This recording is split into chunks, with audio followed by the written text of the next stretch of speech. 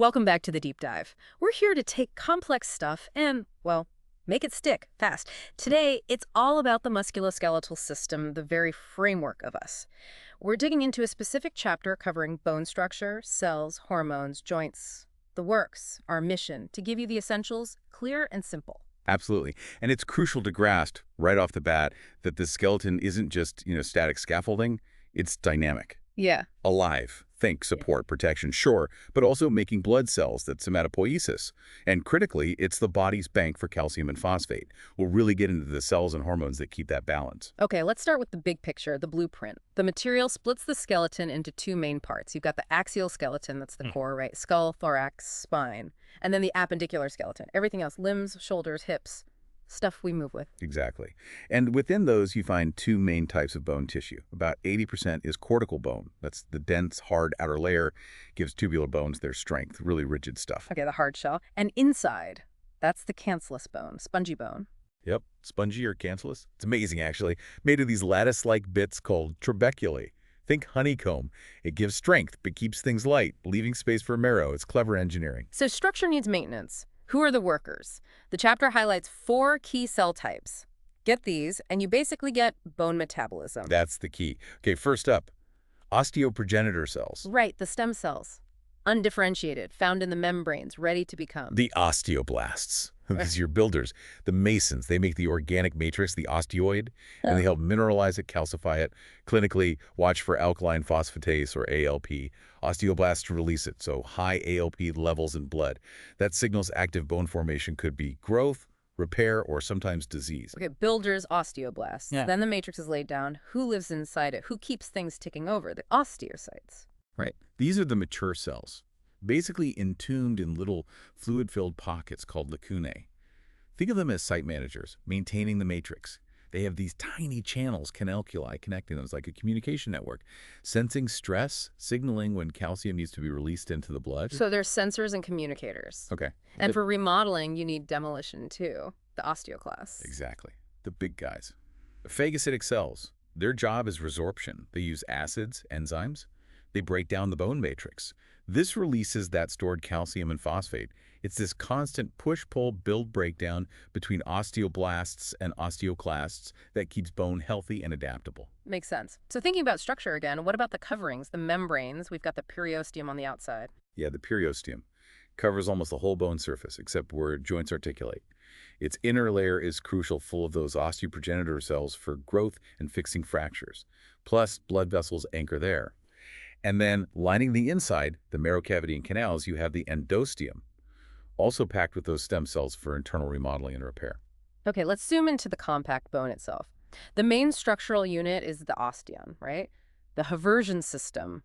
I picture it like a column in a building. Perfect analogy. It's a cylinder of mature bone. The matrix forms concentric rings, lamellae, and right down the middle runs the Haversian canal.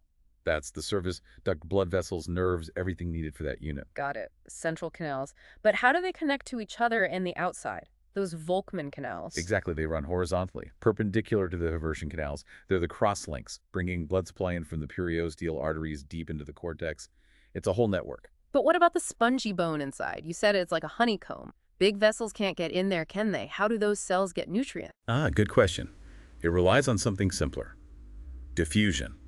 Those tiny channels we mentioned, the canalculi, connect the osteocytes. Nutrients just diffuse from the endosteal surface through this network. No major plumbing needed deep inside the trabeculae. Okay, diffusion handles the spongy bone cells, and that space, the honeycomb, is also where the marrow lives. Right. And just a quick distinction for adults. Red marrow, the stuff that makes blood cells, is mainly in your axial skeleton, vertebrae, ribs, sternum, hips. In the long bones of your limbs, it's mostly converted to yellow marrow, which is mainly fat tissue. Right, structure, cells, supply. Check. Now, the control system. Calcium regulation. Bone's a huge calcium reservoir, and hormones manage it. 3 big players. 3 big ones. Parathyroid hormone, PTH, calcitonin, and vitamin D. PTH is the main one. Its job, to raise blood calcium levels if they get too low. Okay, raises calcium. How does it just tell the osteoclast to go wild? Doesn't that damage the bone? It's more nuanced than that, thankfully. It does ramp up osteoclast activity, yes, for quick calcium release. That's prong 1. Prong 2, it tells the kidneys, hey, hang on to calcium, but let phosphate go. Mhm. And prong 3, which is key, it boosts calcium absorption from your food, but indirectly. It does this by telling the kidneys to activate vitamin D. Ah, okay. So PTH doesn't just act on bone. Kidneys are involved too. And that leads us to the counter hormone, calcitonin. Correct. Calcitonin comes from the thyroid C cells. If PTH is the accelerator, calcitonin is the brake. It works to lower blood calcium. Its main action is inhibiting those osteoclasts, slowing down bone breakdown. Got it. PTH up, calcitonin down. Yeah. And the third piece is vitamin D. The source says it's really a steroid hormone-needing activation. Yes, technically. And that activation happens mainly in the kidneys, thanks to PTH's signal. Vitamin D's primary role, that is crucial. It significantly increases how much calcium and phosphate your intestines can absorb from your diet. This is why vitamin D deficiency is such a problem, especially, in older adults who don't get much sun. Yeah. You can eat calcium, but without active vitamin D, you just can't absorb it properly. Leads straight to bone issues. Right. That connection is vital. Okay, let's shift gears to the moving parts joints and cushioning. Cartilage. Cartilage. It's tough, resilient, great shock absorber. But here's the clinical catch. It's avascular. No blood supply, no nerves either. It gets nutrients slowly by diffusion from surrounding fluid. That's why cartilage injuries, like in the knee, heal so incredibly slowly, if at all. It's a major limitation. Okay, slow healing because no blood supply. How many types are there? 3 main types. Elastic cartilage has elastin, makes it flexible, think career. Then hyaline cartilage, the most common. Pearly white, smooth, covers the ends of bones and joints. That's articular cartilage, also found in ribs. And the third, fibrocartilage. Yeah, fibrocartilage, sort of hybrid, tougher than hyaline. Found where you need strength and some compressibility, like the discs between your vertebrae or the pubic symphysis. Makes sense. So cartilage cushions, what actually holds the bones together at the joints? Tendons and ligaments. What's the difference again? Big difference in function and injury pattern. Tendons connect muscle to bone. They need to transmit force, so they're very strong, high in collagen, not very stretchy. Under stress, they might strain or pull away from the bone. Ligaments connect bone to bone. They need to allow some movement, so they're more pliable. But that pliability is their weakness put too much stress on them suddenly, and they tend to tear. Think ACL tear. Tendon, muscle to bone, ligament, bone to bone. Got it. Now the joints themselves, 2 main classes mentioned. Solid joints. Right, or synarthrosis, basically immovable, no joint cavity. Think skull sutures or places where cartilage joins bones like the pubic symphysis. Not much movement there. Okay, solid, no cavity. Then the ones we think of for movement. Synovial joints, diarthrodial. Exactly. Freely movable. These are defined by having a joint capsule surrounding a joint cavity. The capsule has an outer fibrous layer and an inner membrane, the synovium. And the synovium makes the lubricant, synovial fluid. Precisely. That clear, viscous fluid lubricates the joint, reducing friction to almost nothing.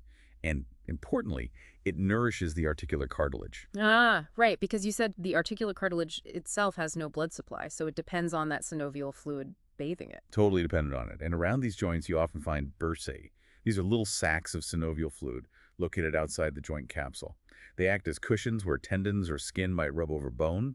Inflammation of a bursa, that's bursitis. A bunion is a common example. And sometimes inside the joint, you have menisci fibrocartilage pads, like in the knee, for extra cushioning and stability. Wow, okay, intricate design. Now there was a clinical point about nerves, an aha moment about joint pain. Why does knee pain sometimes feel like hip pain? Yeah, that's pain referral. It's fascinating and clinically really important. The explanation is that the same major nerve trunks that supply the muscles moving a joint also supply the joint capsule itself, and often the skin over that joint. So when there's damage inside the knee, say, the pain signals travel up that shared nerve pathway. The brain gets the signal, but can't always pinpoint the exact origin. So it might interpret it as pain coming from the hip or just diffuse pain in the leg because those areas share the same nerve highway. Okay, that makes sense. Common wiring leads to crossed signals. That's crucial for diagnosis. And just circling back quickly to hormones, there was a strong link mentioned between kidney function and bone health. Absolutely critical link. Remember how PTH tells the kidney to activate vitamin D? Yeah. Well, if someone has end-stage kidney disease, their kidneys can't do that activation step properly. So they develop an activated vitamin D deficiency, even if they get enough sun or dietary D. This tanks their calcium absorption, messes up the whole calcium balance, and leads to serious bone disease. Bone health and kidney health are deeply intertwined. Okay, really tight connection there. So let's recap the big things. We hit the 4 bone cells, builders, managers, demolition crew. We traced that key hormonal loop. PTH raising calcium, calcitonin lowering it, and vitamin D enabling absorption. And we looked at joints, the crucial role of a vascular cartilage, and the smooth running machinery of the synovial joint with its fluid, capsule, and bursae. Right. And maybe one final thought connecting the micro to the macro, thinking about healing. Remember, mature bone is strong, organized lamellar bone. But when you break a bone, the first thing the body throws down is woven bone. It's laid down fast, it's less organized, less strong. It's like putting up temporary scaffolding quickly. It shows that sometimes immediate stability, even if imperfect, is the priority before the slower, more organized repair process can fully rebuild with strong lamellar bone.